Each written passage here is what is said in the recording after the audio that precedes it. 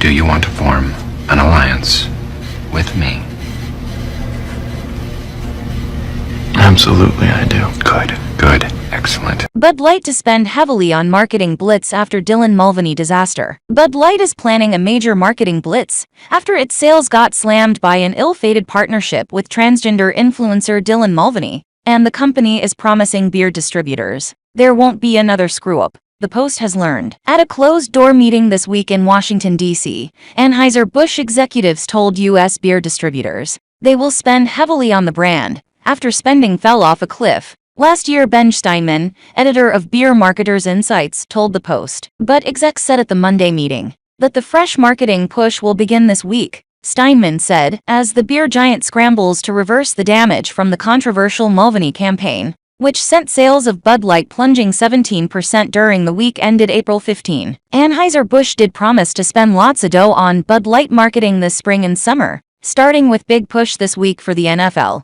Raft Steinman wrote in a report to clients on Wednesday that was obtained by the Post. The company has been largely tight-lipped since April 1, when the 26-year-old Mulvaney released videos on social media of herself swigging Bud Light in a bubble bath and showing off a commemorative Bud Light can, with her image on it to celebrate her first year as a woman. But in a series of private Zoom meetings with U.S. beer distributors this month, it is promised there will be an improved screening process before any marketing hits the public. And Northeast-based distributor told the Post. Executives will have to go through a more rigorous screening process, said the distributor, who cited briefings from Bud execs during Zoom meetings this month. That's after Anheuser-Busch revealed earlier this week that two marketing executives overseeing Bud Light, the brand's vice president of marketing Alyssa Heinerscheid and her boss Daniel Blake, have been put on leave as the brand scrambles to clean up the mess. On Tuesday, Anheuser-Busch gave the wholesalers a letter filled with talking points that were meant to be shared with their retail customers to dispel the confusion and misinformation that surrounds the Mulvaney controversy, according to Beer Business Daily. This was one single can given to one social media influencer, Anheuser-Busch said in the letter, adding, "This can was not made for production or sale to the general public, nor was it a formal campaign or advertisement. Bud Light's official campaign is easy to drink, easy to enjoy," the letter said. "You may have seen our ad during the Super Bowl. Our new vice president of Bud Light, Todd Allen, and all of us at Anheuser-Busch are committed to reminding all of our consumers why they love Bud Light and why they've made it the #1 beer in America," the letter added. Bud Light, the biggest beer brand in the U.S., has been losing market share for years as Anheuser-Busch has slashed spending on the brand, according to industry experts. Last year, the company spent just $10 million marketing Bud Light from January through July, compared with $183 million in 2018. Bud Light spending was $125 million in 2019,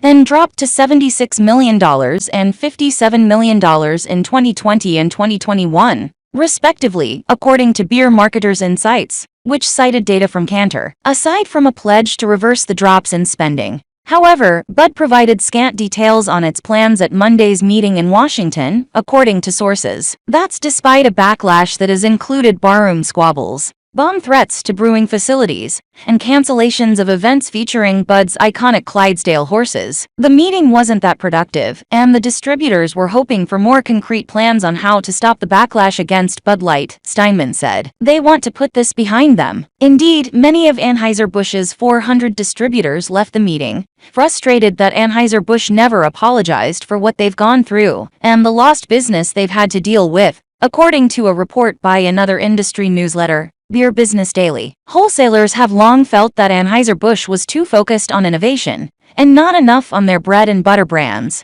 according to Steinman. Some Bud Light drinkers were likewise enraged over what they felt was a non-apology from Anheuser-Busch InBev CEO Brendan Whitworth, who said in an April 14 statement, "We never intended to be part of a discussion that divides people. We are in the business of bringing people together over a beer." That's after Heinerscheid had previously called Bud Light a brand of fratty, kind of out-of-touch humor that needed a revamp to appeal to a new generation of young drinkers. "I'm hoping that the message, no matter how they convey it, gets to the retailer and the consumer, because we are starting to feel the impact," said the Northeast-based distributor, who asked not to be identified. Bud Light collab with Dylan Mulvaney failed massively, head of LGBTQ group admits. Bud Light massively misfired when the beer brand partnered with transgender influencer Dylan Mulvaney an LGBTQ group head, admitted as sales of the brew plummet. Following backlash over the controversial collaboration, Stacy Lentz, CEO of the Stonewall Inn Gives Back initiative,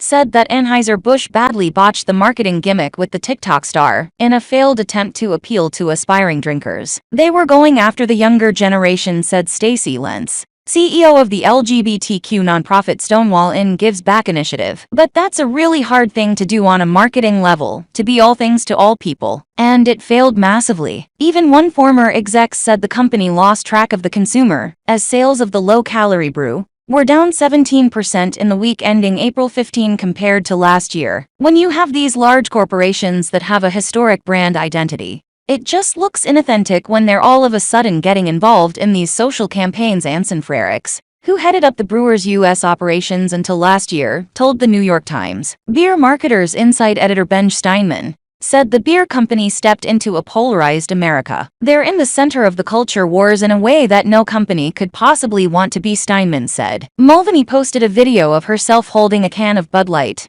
with her face on it after Anheuser-Busch had sent it to her as part of a March Madness promotion. The backlash was swift, including calls for a boycott and a video of musician Kid Rock shooting beer cans with an assault rifle. Alyssa Heinerscheid, Bud Light's vice president of marketing, and her boss Daniel Blake have since gone on leave, with sources telling the Wall Street Journal that the temporary departures are not voluntary. A day before the Mulvaney partnership, Heinerscheid revealed her plans to move Bud Light's image away from fratty and out-of-touch humor. Anheuser-Busch's stock took a brief dip during the height of the blowback earlier this month, but has since recovered.